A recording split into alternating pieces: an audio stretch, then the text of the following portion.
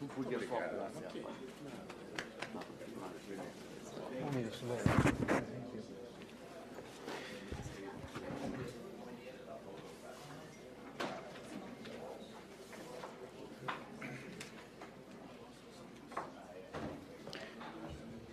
Excelentíssimo senhor presidente da Comissão de Constituição, Justiça e Cidadania do Senado Federal, senador José Pimentel, excelentíssimo senhor senador Ricardo Ferraço, que é relator deste procedimento, objeto desta sabatina, senador pelo Estado do Espírito Santo, como bem disse Vossa Excelência, um Estado que me acolheu há 10 anos e onde eu crio minhas duas filhas, Maria Fernanda e Ana Carla.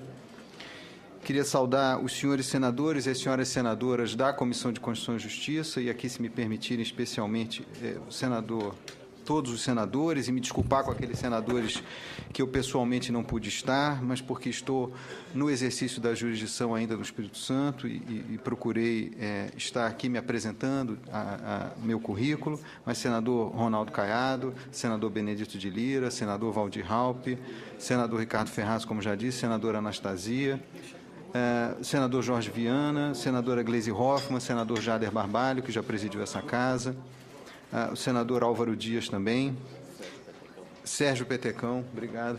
Sim, desculpe, senador. Gostaria também de saudar o senhor Fabiano Silveira, conselheiro do CNJ, e parabenizá-lo pela exposição, muito na parte...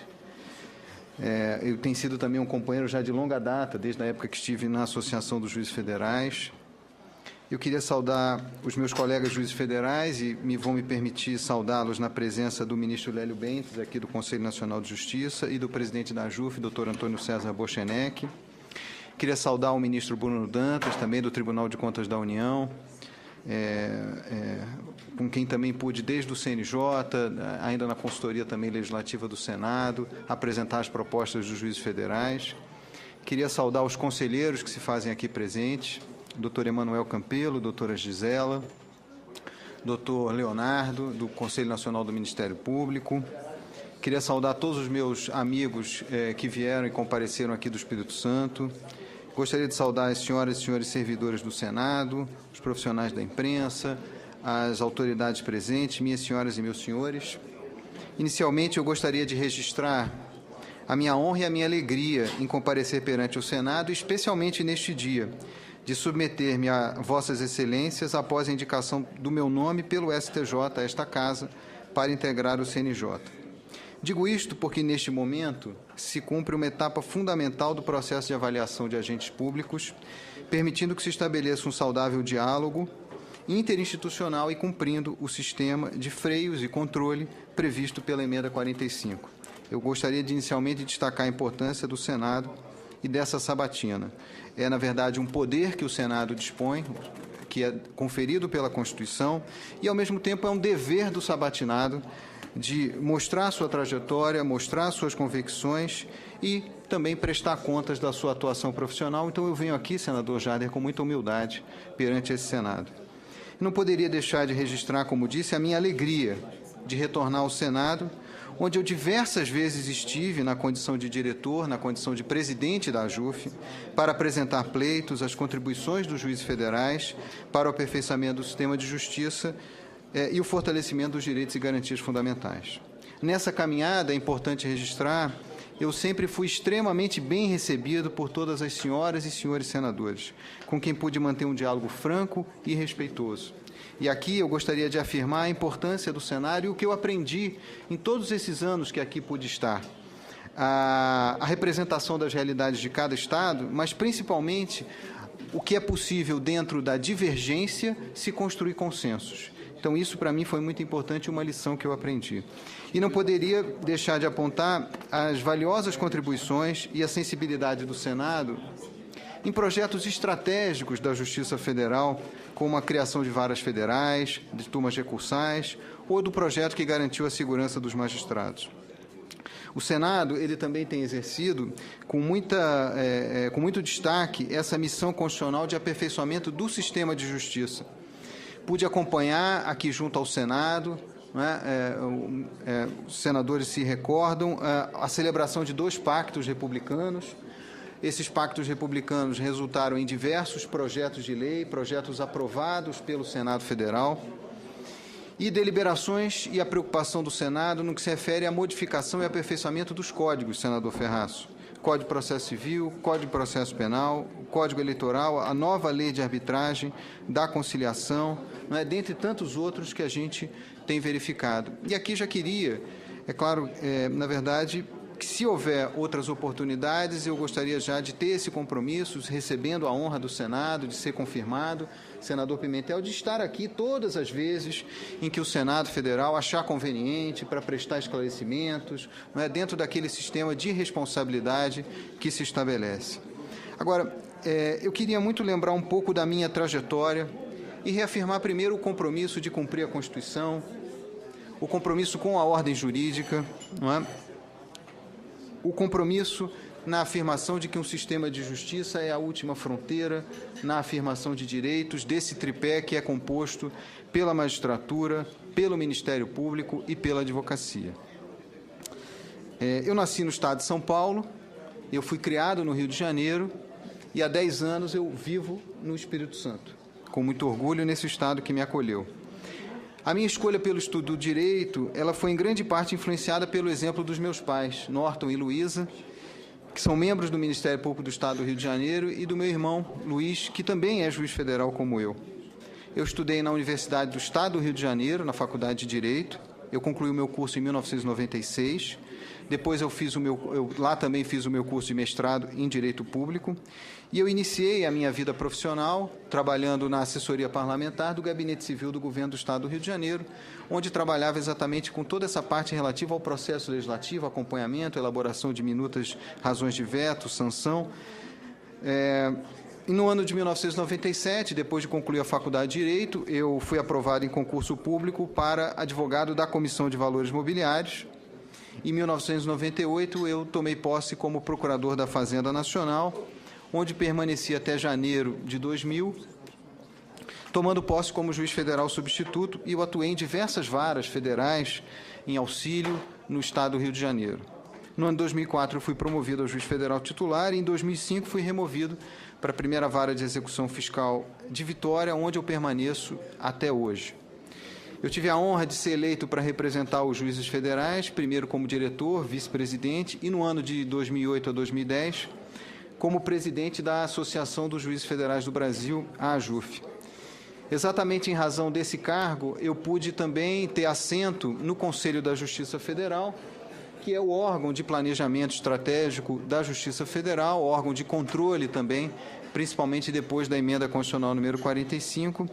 E esse foi um período de intenso aprendizado, principalmente quanto às diferenças de cada região, de cada estado, que no conjunto formam essa Justiça Federal e formam o Brasil.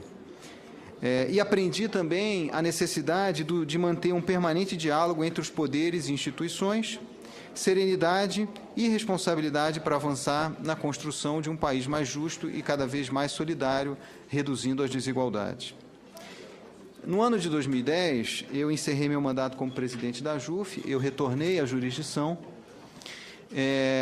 voltei a atuar na primeira vara de execução fiscal, atuei também perante as turmas recursais dos juizados especiais federais, e no ano de 2011 eu fui eleito pelo Tribunal Regional Federal, mas a partir da indicação dos meus colegas e dentro de um critério de antiguidade, eu fui eleito para dirigir o foro da Justiça Federal do Espírito Santo.